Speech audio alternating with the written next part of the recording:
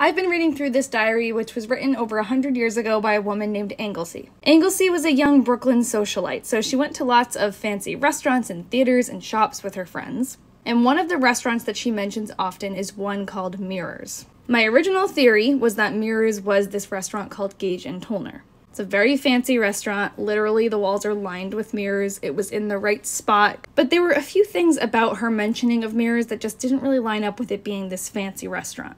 Gage and Tollner was in the right place, so that made sense. But sometimes she called it Mirrors, sometimes she called it Brooklyn Mirrors. And there was only one Gage and Tollner, so I was wondering why she would be so specific about the location. She also mentioned going there for quick bites to eat and sodas between going to the theater, so it didn't really fit with a fancy sit-down restaurant.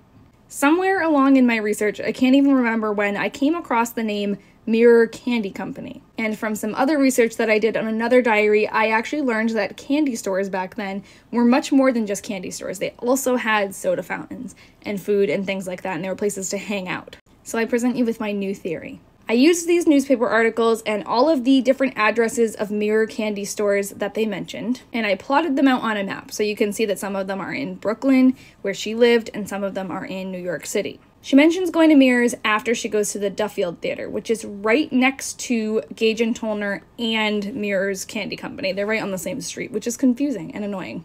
But when we zoom out and we plot some of the other places that Anglesea mentions going to before or after going to Mirrors, we notice that another Mirrors location is actually right next to another theater that she went to visit. So to me, this makes more sense than Gage and Tollner, especially since there are Mirrors Candy Co. locations right next to two of the places she mentioned.